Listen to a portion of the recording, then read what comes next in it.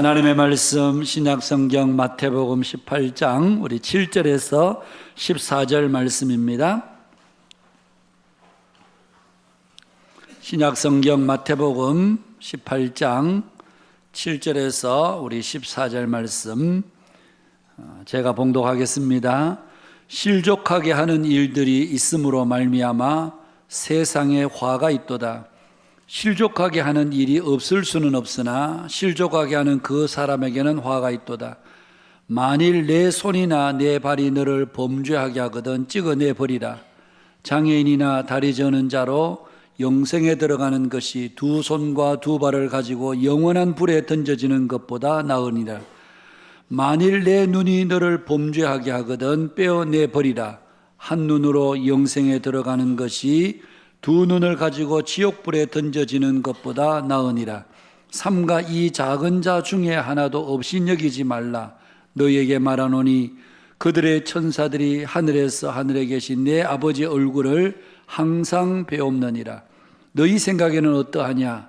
만일 어떤 사람이 양 100마리가 있는데 그 중에 하나가 길을 잃었으면 그 99마리를 산에 두고 가서 길 잃은 양을 찾지 않겠느냐? 진실로 너희에게 이르노니 만일 찾으면 길을 잃지 아니한 99마리보다 이것을 더 기뻐하리라. 이와 같이 이 작은 자 중에 하나라도 잃는 것은 하늘에 계신 너희 아버지의 뜻이 아니니라. 아멘. 우리 옆 사람들과 한번 인사하실까요? 반갑습니다. 사랑합니다. 축복합니다. 예, 오늘은 종교개혁주일 507주년 기념주일입니다. 종교개혁을 시작한 지 1517년에 했으니까 507년이 됐습니다. 그리고 오늘 우리 교회로 따지면 교회 설립 46주년이 되는 주일입니다.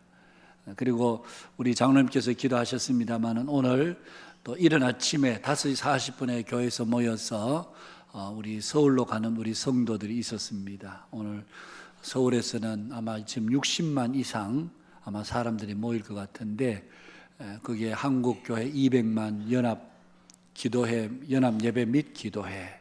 그래서 오늘 성도들이 갔는데 우리가 참 기도가 필요합니다. 몇 주 전에 제가 이 연합 예배를 소개하면서 우리가 차별금지법이라든지 동성애 또 피부양자에 대한 건강보험 적용이라든지 이런 부분에 대해서 얘기를 했는데 그때 일부 예배 마치고 어떤 분이 나가시면서 제게 목사님 저는 차별금지법 반대합니다 이러시더라고요.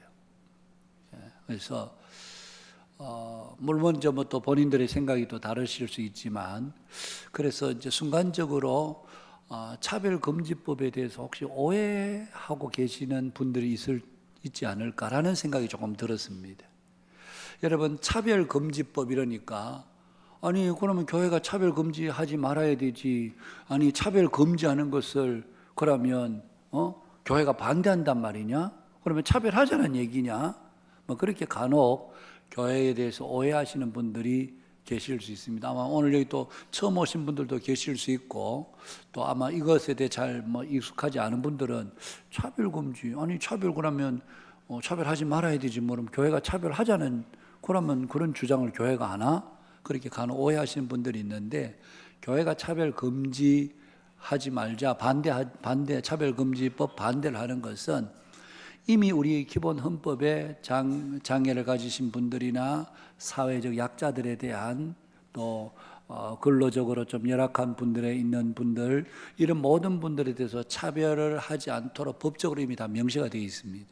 그런데 여기 차별금지법이라고 내세운 이 속에는 우리가 흔히 말하는 동성애, 동성혼 이것도 우리가 인정해 주자 그 얘기입니다. 그래서 우리는 어떻게 동성애, 동성혼을 인정하는 이거는 있을 수 없는 그런 의미에서 차별금지를 반대한다는 거지 다른 것에 대해서 차별금지를 하자는 말은 아닙니다. 특별히 우리 교회가 좀 이런 부분들에 우리가 조금 더 민감할 필요가 있고 사실은 지금 광화문이 이번 집회를 두고 우리 기독교 계 안에서도 뭐 찬반이 또 나눠져 있긴 합니다만은 어떤 분들은 주일 예배를 어겨가면서까지 그래 해야 되나 하는 분들도 계시고 또 우리가 뭐 그렇게 뭐 시위하듯이 해서 되겠느냐 뭐 이렇게 하는 분들도 없지 않아 있습니다. 우리는 시위하는 것이 아니고 우리가 오늘은 한국 교회가 기도하는 날이다. 그리고 또 이런 이런 일들이 우선은 이미 이제 동성애 우리 가족들에게 동성애 그 관계에 있는 분들도 이런 보험으로 이제 피부영자 보험 적용을 해주잖아요. 그러면 이게 앞으로는 이제 동성혼을 인정하는 이게 디딤돌로 지금 이제 쓰여지는 가능성이 많겠죠. 예. 뭐 아주 우리나라에서는 유교 사회이기 때문에 유교 전통성이기 때문에 무슨 동성애가 말이 되느냐, 동성혼이 말이 되느냐. 우리가 정치인들을 만나서 가끔 그렇게 이래 묻습니다. 아니 의원님 보십시오. 의원님에게 아들이 있는데 그 아들이 어느 날 남자를 데려와서 아버지 이 사람이 저하고 같이 살 며느리입니다. 그러면 의원님 받아들이시겠습니까? 이러면 무슨 말도 안 되는 소리입니까? 그건 받을 수가 없죠. 그런데 왜 그러면 이 법안을 만드는데 그렇게 묵시적으로 동의하고 있습니까? 그렇게 저희들이 이제 이야기를 하면 그게 아직도 안 됩니다. 우리 사회는 안 됩니다. 그러거든요. 근데 이번에 대법원 판결이 이제 일어나면 이게 하나씩 이제 점차적으로 진행될 가능성이 전혀 없다. 이렇게 말할 수는 없는 거잖아요. 그런 의미에서 이거 안 된다. 이런 시대에 그리스도인들이 침묵하고 뭐 사회가 그런 걸 세상이 그런 걸 어떻게 우리가 입 다물고 있어야 되는 게 그게 맞냐. 그리고 특별히 오늘 이 집회는 우리가 뭐 정치적인 시위를 해서 국회의원들을 정치인들을 압박하려고 하는 것이 아니고 저는 개인적으로는 이번 집회가 한국교회가 회개하는 시간이 됐으면 좋겠다. 그래서 그동안 우리가 잘못 살았던 것에 대한 한국의 1,000만이라고 숫자는 자랑했지만 온 사회로부터 우리가 교회가 성도들이 보이지 않게 그렇게 비난과 모욕의 대상이 되는 이런 부분들을 우리가 좀 회개하자. 그리고 우리가 좀 거듭나는 시간이 되면 좋겠다. 그런 의미로 이번에 가는 것이지 이게 뭐 정치적인 그런 어떤 의도를 가지고 있지는 않습니다. 오늘 가신 분들에 대해서 또 교회가 뭐 또 여러분들이 또 헌금도 해 주셨습니다. 가시는 분들이 조금이라도 좀 편하면 좋겠다. 이래서 헌금을 해 주셔서 뭐 다른 교회들은 버스를 타고 가는데 버스를 타고 가면 이게 가는 것도 그렇고 올 때도 이게 뭐 서울 시내 버스를 어디 대야 될지 한강 둔치에 지금 된다고 그러는데 거기서 타고 뭐 전국에서 뭐 수백 대 수천 대가 안 올라가겠습니까? 그럼 그 짝 한꺼번에 내려오기가 너무 어려울 것 같아서 저희들은 그냥 중앙역에서 끊기는 차표가 없었고 그래서 밀양에 보니까 마침 그 KTX는 아니고 ITX 옛날 새마을로 그것으로 이제 뭐 다녀오시도록 그렇게 했는데 오늘 아침에 가면서 어떤 분이 교회가 이렇게 너무 좀 이래 편안하고 큰 어려움 없이 다녀올 수 있도록 해주셔서 너무 감사하다 그렇게 이제 인사를 하셨는데 여러분 오늘 오후 시간에는 2시부터 이제 그 광화문에 이제 집회가 시작이 되는데 2시부터는 우리 여기 영상으로 여러분 본당에 오시면 유튜브로 보실 수 있도록 그렇게 하겠습니다. 그렇게 하고 3시 되면 저희들 예배를 드리겠습니다. 저희들 예배를 드리는데 예배하고 제가 말씀 전하고 오늘 또 특송도 있습니다. 우리 설립 기념주일이라고 은퇴하신 장로님들, 권사님들 특송이 있는데 그리고 제가 설교하고 함께 짧은 시간이지만 우리가 서울에 가신 분들과 같은 마음을 가지고 기도회를 좀 하고 그리고 4시에 예배를 마치고 나면 또 5시에 그게 마치니까 5시까지 또 자유롭게 보실 수 있는 분들은 보시고 집에 가서 보실 분들은 또 집에 가서 보시도록 자유롭게 그렇게 하도록 그렇게 하겠습니다. 그래서 여러분 오늘 뭐 이것을 한국 교회가 꼭 이런 일이 생기면 서로 갈라치게 하는 그래서 그런데 그런 일들이 우리 가운데 일어나지 않고 가시는 분들도 존중받아야 되고 여기 계시는 분들도 존중받아야 되고 그래서 우리가 함께 기도하고 회개하면서 한국교회가 거듭나는 그런 시간들이 우리 모두에게 있으면 되면 좋겠다 그런 생각입니다. 여러분 기쁨으로 함께 참여해 주시면 감사하겠습니다. 우리 중국 고서인 사기에 보면 연저지인이라는 말이 있습니다. 빨연자의 등창저 이래서 종기의 고름을 빨아 깊은 감동을 준다라고 하는 뜻입니다. 중국 위나라 문우 시대에 오기 장군이라는 분이 계셨는데 그는 높은 장군의 신분이었음에도 불구하고 늘 병사들과 다 동일하게 생활하는, 먹는 것도 그렇고 입는 것도 그렇고, 그리고 군영을 다닐 때는 항상 말을 타고 다니는 것이 아니라 병사들과 함께 걸어서 그렇게 자신이 그 병영을 지휘하시는, 심지어 병사들이 무거운 짐을 지고 가면 얼른 가서 함께 져주기도 하는 그런 정말 귀한 장군이었습니다. 그가 그렇게 병사들과 별반 다를 바 없는 그런 생활을 했던 것은 이분의 신념, 이분의 확신은 아래 사람들을 극진히 사랑하면 그들의 충성을 얻는다.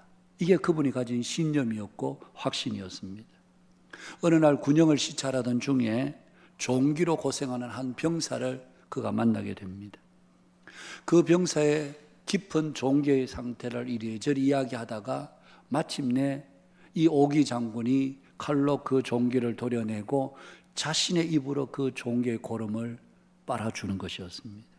여러분, 흔히 있을 수 있는 일이 아니잖아요. 요즘 말하면 군대의 별입니다. 별, 장군입니다. 장군. 그 장군이 2등병, 1등병 그 다리에 종기가 났다고 해서 자신의 입으로 그 종기를 빨아주는 그런 장군은 잘 없으시죠. 참 귀합니다. 이 소문이 전체 군영에 퍼지기 시작했고 이 소문은 또 산을 넘고 물을 건너 마침내 그 병사의 어머니에게까지 그 소문이 전해지게 됩니다. 그런데 그 어머니는 그 소식을 듣자마자 땅바닥에 털썩 주저앉아서 대성통곡을 하는 것이었습니다. 그래서 마을 사람들이 아니 장군님이 당신의 아들의 종기에 고름을 빨아서 그래 고쳐줬다는데 아니 기뻐할 일이고 감사할 일이고 감격할 일이지 이게 통곡하며 울 일이냐. 그러자 그 어머니가 이런 얘기를 합니다. 지난번에도 오기 장군이 내 남편의 종기를 빨아주었는데 결국은 내 남편은 전쟁터에서 돌아오지 못하고 죽었어. 그런데 이번에는 내 아들의 종기를 빨아주었다고 하니 제 아비도 목숨을 걸고 오기 장군을 위해서 싸웠는데 아들놈이야 오죽하겠소. 그러면서 통곡을 하더라는 겁니다. 오기 장군이 위나라의 최고의 장수가 될 수 있었던 비결은 바로 자신을 위해서 목숨을 바쳐 싸우는 병사 한 사람 한 사람을 소중히 여겼고 그들을 진심으로 사랑해 준 결과 그들로부터 진정 어린 충성을 얻을 수가 있었던 것입니다. 오늘 예수님께서 우리가 읽은 본문 중에 삼가 이 작은 자 중에 하나도 없인 여기지 말라. 너희에게 말하노니 그들의 천사들이 하늘에서 하늘에 계신 내 아버지 얼굴을 항상 배움느니라. 그렇게 말씀합니다. 없인 여기지 말라는 것은 그 사람의 인격을 무시하고 가치 없는 것으로 멸시하지 말라는 얘기입니다. 만일 우리가 너희들이 누군가를 너희들보다 객관적으로 좀 못하다고 해서 무시하고 없인 여기는 사람이 있다면 하늘 아버지께서 그 사람을 용서하지 않으신다. 다 보고 계신다. 그렇게 말씀합니다. 마태복음 5장에서도 예수님은 우리 이렇게 말씀하셨습니다. 옛 사람에게 말한 바 살인하지 말라. 누구든지 살인하면 심판을 받게 되리라 하였다는 것을 너희가 들었으나 나는 너희에게 이르노니 형제에 대하여 노하는 자마다 심판을 받게 되고 형제에 대하여 라가라 하는 자는 공에 잡히게 되고 미련한 놈이라 하는 자는 지옥불에 들어가게 되리라.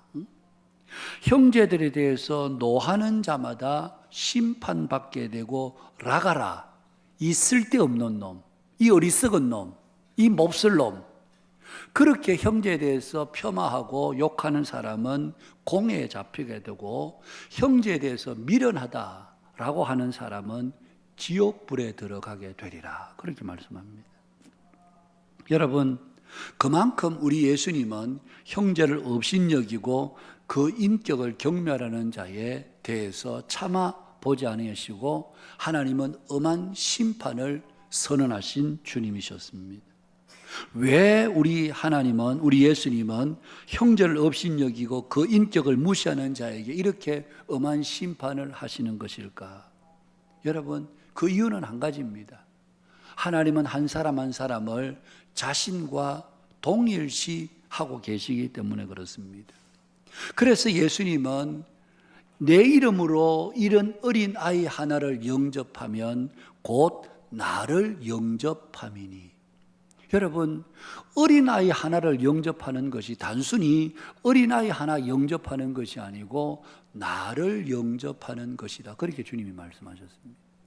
우리가 주일 되면 천진난만하게 온 사방 천지로 뛰어다니는 주일학교 어린아이들, 여러분 이제 아직 이제 겨우 이제 말하는 이런 어린아이들, 진심으로 이 아이들을 사랑하고 이 아이들을 영접하는 것은 곧 주님을 영접하는 것과 같다는 얘기입니다.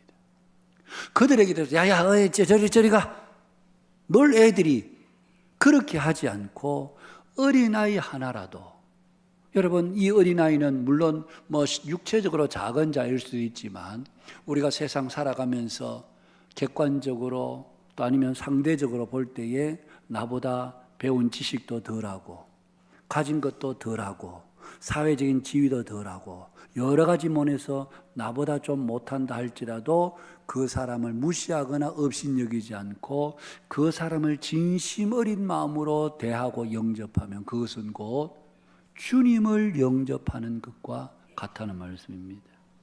여러분, 여러분의 자녀들이 누군가에게 업신여김 당하고 조롱받고 무시당하면 여러분이 기분이 어떻든가요?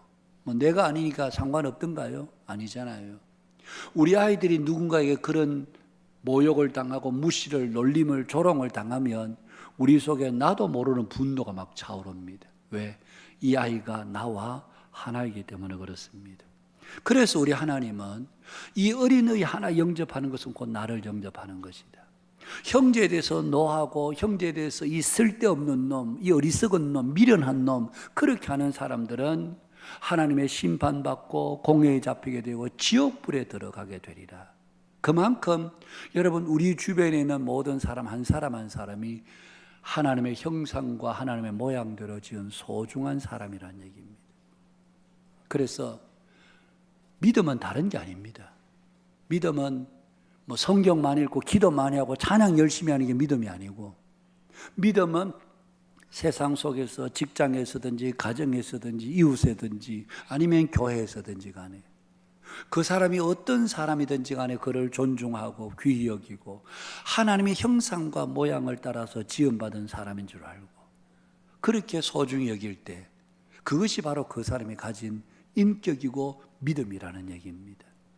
그렇지 않으면 하늘에 계신 하나님께서 그것을 참아 보시지 않는, 하나님의 엄한 심판이 내려질 수밖에 없는, 그래서 사실은 우리 모든 사람들이 그 사람이 어떤 배경, 어떤 상황, 어떤 자리에 있든지 간에 소중할 수밖에 없는 것이 우리 모든 사람입니다. 그래서 우리가 그런 마음으로 대하는 것입니다. 오늘 본문에서 우리 주님은 형제를 무시하고 업신여기는 자에게 왜 그렇게 엄한 심판을 하시는지 또 한 가지 이유를 더 말씀하고 있는데요. 14절에 보니까 이와 같이 이 소자 중에 하나라도 이루어지는 것은 하늘에 계신 너희 아버지의 뜻이 아니니라. 여기서 이루어진다는 말은 없어진다, 사라진다는 것이 아니고 멸망당한다, 파멸된다, 그런 의미를 가지고 있습니다. 여러분, 우리가 아무리 작은 자라 할지라도 그 사람이 멸망당하고 파멸당하는 것은 결코 하늘에 계신 아버지의 뜻이 아니라는 얘기입니다. 아버지의 뜻은, 하늘에 계신 아버지의 뜻은 모든 사람들이 다 구원받는 것이지 어떤 사람이라도 파멸되거나 멸망당하는 것을 하나님은 정말 기뻐 원하시는 것이 아니라는 얘기입니다. 그래서 오늘 예수님은 양과 목자의 비유를 통해서 우리에게 그 하나님의 마음을 가르쳐 주고 있습니다. 12절에 보니까 너희 생각에는 어떠하냐? 만일 어떤 사람이 양 100마리가 있는데 그 중에 하나가 길을 잃었으면 그 99마리를 산에 두고 가서 길 잃은 양을 찾지 않겠느냐? 진실로 너희에게 이르노니 만일 찾으면 길을 잃지 아니한 99마리보다 이것을 더 기뻐하리라. 우리는 양을 키워보지 않아서 아니 뭐 100마리 중에 한 마리 없어진다고 뭐 큰 손해 나는 것도 아니고, 그리고 그 한 마리 어디 갔는지 알지도 못하는데 그거 찾으러 갔다가 괜히 내가 험한 꼴 당하면 어떡하나. 아니 또 남겨져 있는 99마리가 더 중요하지. 그 한 마리 찾는다고 99마리를 그냥 들에 두고 갈 수 있나? 그러면서 우리는 실리적으로 계산적으로 생각하기 쉽습니다만은, 그러나 우리 하나님의 마음, 주님의 마음은 한 마리라도 잃어버려지는 것은 하늘 아버지의 뜻이 아니다, 그렇게 말씀합니다. 과거 이스라엘에는 두 종류의 목자가 있었습니다. 참 목자가 있고 거짓 목자가 있었습니다.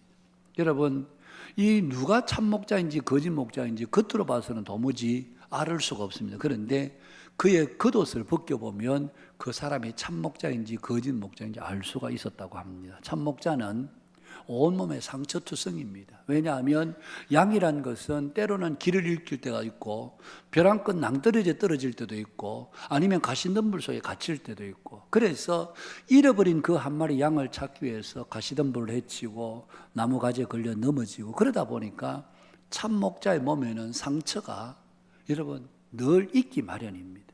그래서 온몸에 상처투성입니다.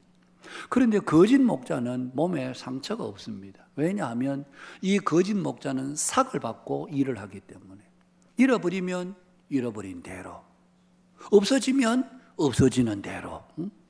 그래서 주인이 야, 양을 돌보라고 너에게 맡겼는데 이게 뭐냐? 그래요, 그만두겠습니다.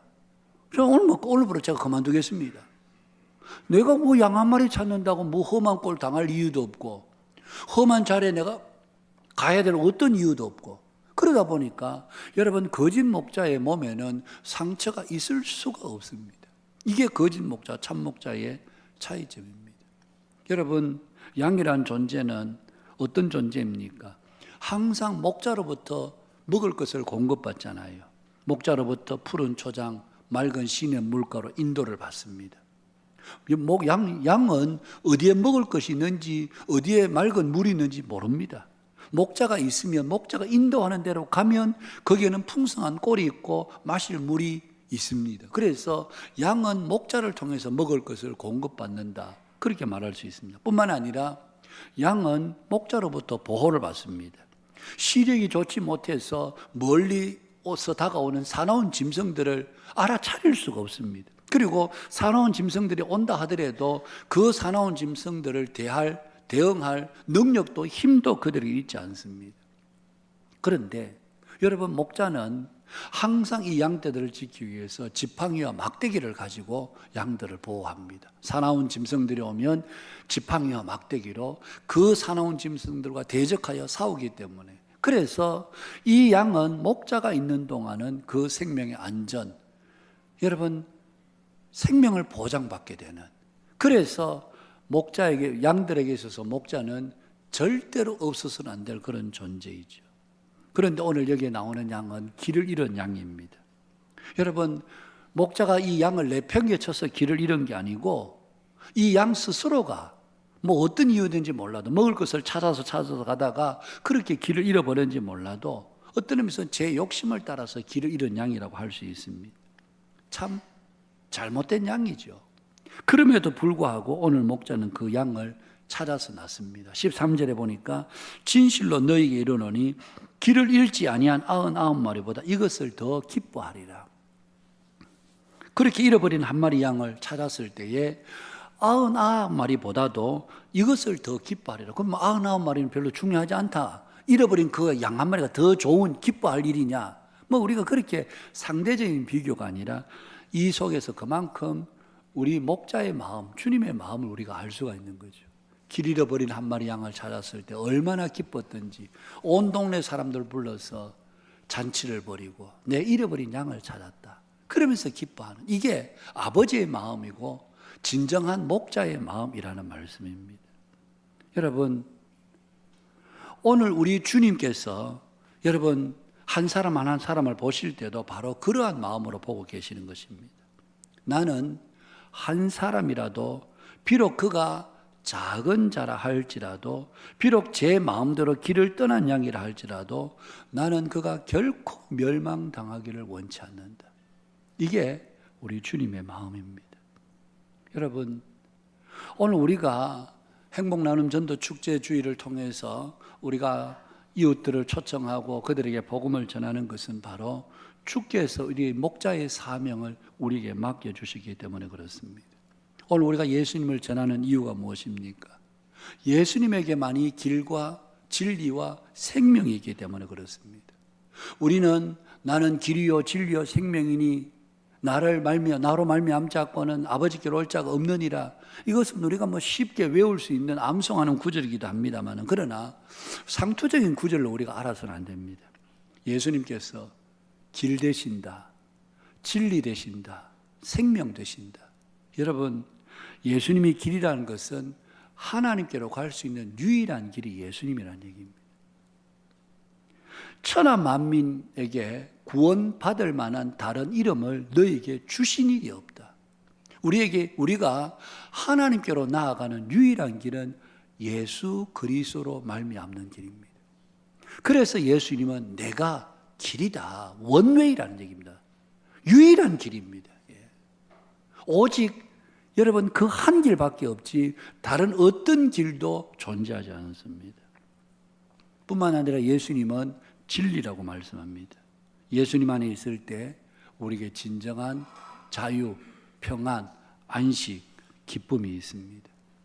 여러분, 이 세상에는 어디에도 우리에게 진정한 안식과 기쁨과 평안이 없습니다. 그런데 예수님 안에 있을 때 바로 이런 진정한 자유와 기쁨과 평안과 안식이 있습니다. 그래서 예수님을 만나게 되면 사람이 변하게 되고 바뀌게 되는 거죠. 여러분, 우리가 신앙생활을 아무리 오래 했어도 그냥 교회만 왔다 갔다 하는 사람들은 그냥 설교는 듣지만 마음에 큰 변화는 없습니다. 그런데 정말 진정으로 그 마음속에 예수님을 만난 사람들은 정말 그 속에 진정한 자유, 평안, 기쁨, 만족이 있습니다. 이게 예수 믿는 사람과 안 믿는 사람의 차이죠. 여러분, 밖에 있는 분들도 분명히 그렇게 해야 되겠죠. 근데 저는 오늘 우리가 교회를 다 다니고 있습니다. 여기에 몇 년부터 수십 년을 다니는 분들도 계시죠. 그런데 교회는 오래 다녔는데 여전히 우리 속에 평안도 안식도 기쁨도 자유도 없다면 내가 진짜 예수님 만난 거 맞나? 우리가 한번 좀 진지하게 우리 자신들을 생각해 볼 일입니다. 우리가 정말 예수님을 만나게 되면 우리는 안식하게 됩니다. 기쁨을 누리게 되고 평안을 누리게 됩니다.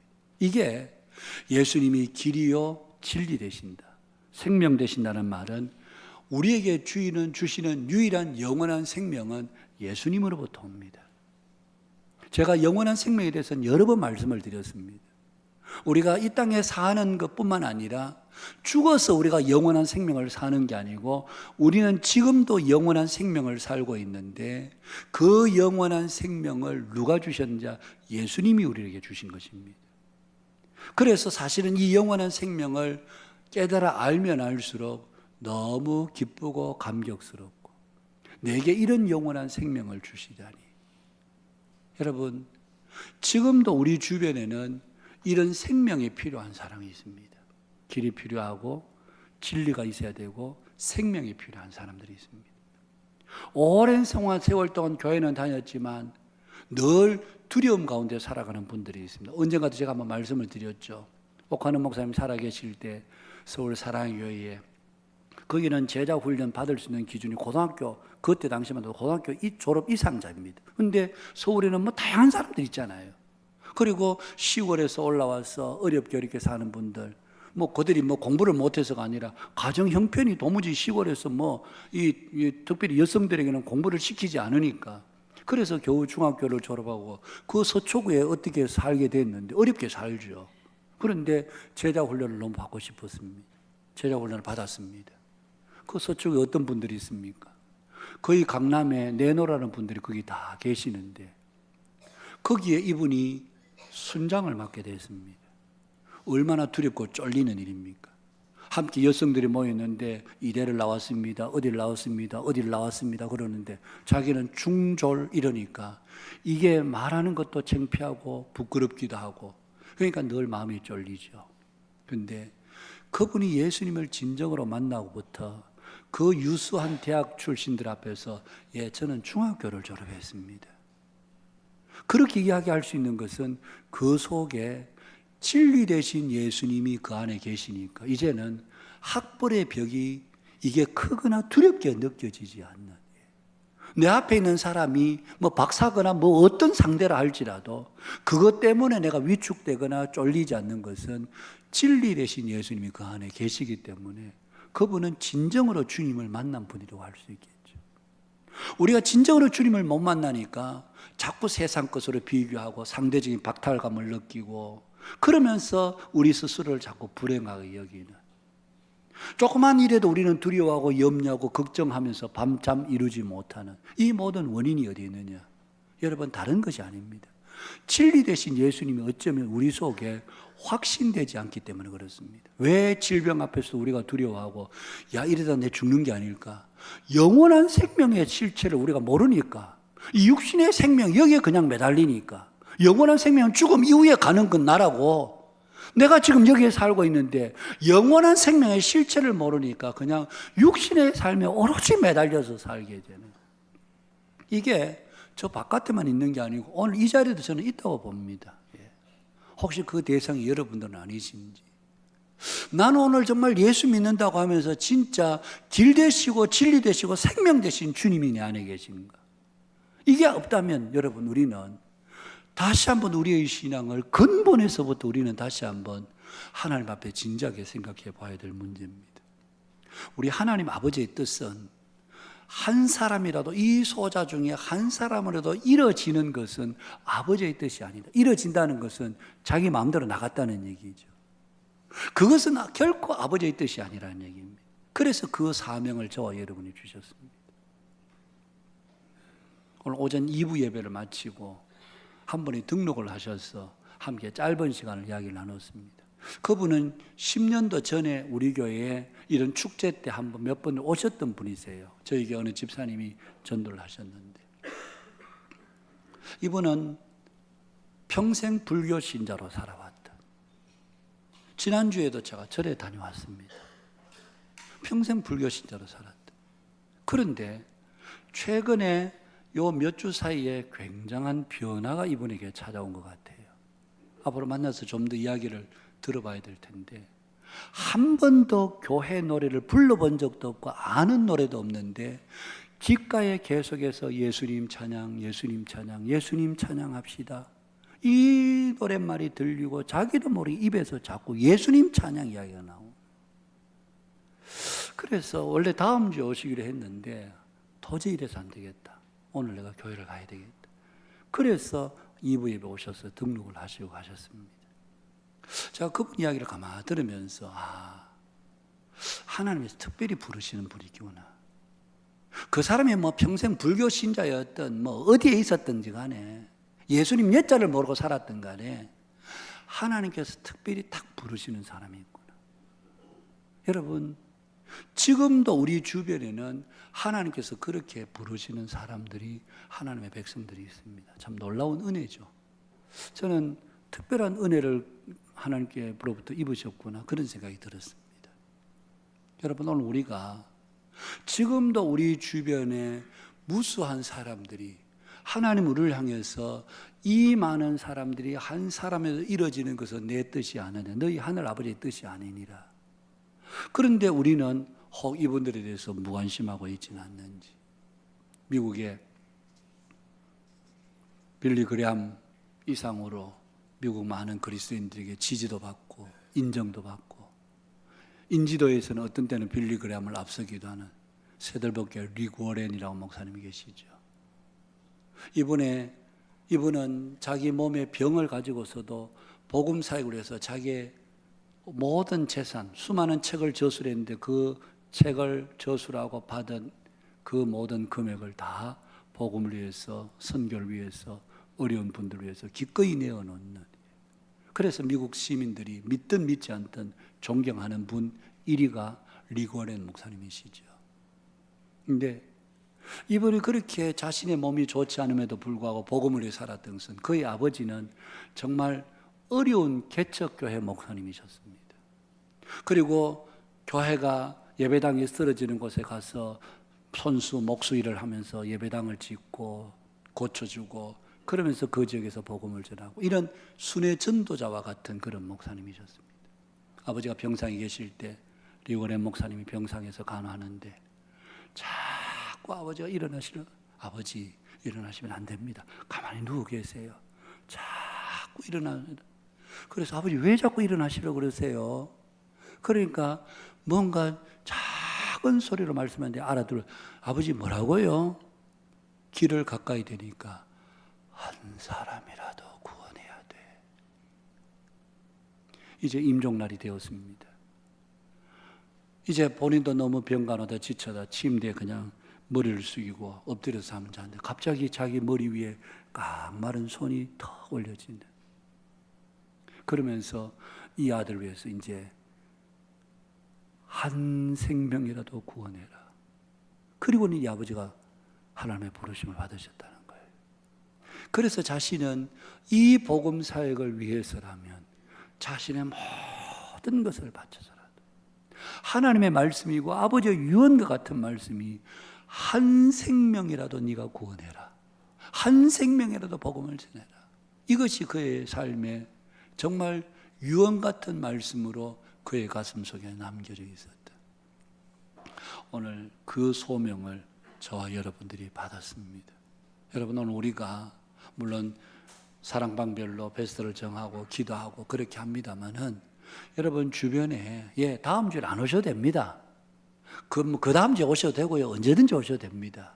그러나 우리가 해야 될 일은 누군가에게 예수님을 전하는 여러분 그 사람이 저 친구는 뭐 돈도 있고 뭐 집도 빵빵하고 직장도 괜찮고 뭐 내가 전한다고 저 사람 오겠나? 아닙니다, 여러분. 그에게도 인간의 영적인 공허함, 인생의 공허함들이 얼마든지 있을 수 있습니다. 그에게도 길과 진리와 생명 되신 예수님이 필요합니다, 여러분. 그 길은 오직 예수님에게 밖에 없기 때문에 예수님만의 길이요 진리요 생명이시기 때문에 그래서 그 사람이 받아들이든지 안 받아들이든지 그래서 그 예수님을 여러분 전하는 그것이 저와 여러분들에게 맡겨주신 소자 하나라도 이루어지는 것이 하늘 아버지의 뜻이 아니라고 그렇게 말씀하십니다. 그 뜻에 부름받은 우리들이 이제 여러분 이번 주간뿐만 아니라 11월이 가고 12월이 가고 내년 1월이고 내년 2월이고 1년 뒤가 어떻고 2년 뒤면 어떻습니까? 중요한 것은 우리가 소자 하나라도 잃어버리는 것이 아버지의 뜻이 아닌 것을 알고 그들에게 길과 진리와 생명 되신 예수님을 전하는 것이죠. 가족에게든지 직장 동료든지 누구에게든지 간에 우리가 예수님을 전함으로 지난주에 우리 두 분 권사님 간증이 짧은 전도 간증이 실렸잖아요. 같은 아파트의 통로에 사시는 분 평소에 알고 있었는데 그러면서 가까이 다가가서 전했을 때 이분이 교회를 오시게 되고 등록을 하시게 되고 새신자 교육을 받게 되고 오래전에 직장 동료로 지내다 오랫동안 연락이 없었는데 갑자기 생각이 나서 전화하니까 이번 주는 안 되는데 수요일 날 내가 갑부터 가면 안 돼. 그래서 수요일부터 교회 오셔서 지금 새가족 교육 다 마치고 지금 복음학교를 하고 있는 중에 계시죠. 여러분 우리가 전하는 무심코 전해지는 한마디가 그 인생을 통째로 바꿀 수 있는 능력으로 그에게는 나타날 수가 있습니다. 우리가 하는 일이 아니고 주님이 하신 일이기 때문에 그래서 하늘 아버지의 뜻을 이 소자 중에 하나라도 이루어지는 것이 내 아버지의 뜻이 아니니라 이 말씀이 우리의 가슴속에 큰 울림이 되어서 생명을 구원하는 일에 저와 여러분이 더욱 힘쓰는 이번 한 주간 전도자의 목자의 삶이 우리 모두의 삶이 되실 수 있기를 주님의 이름으로 축복합니다.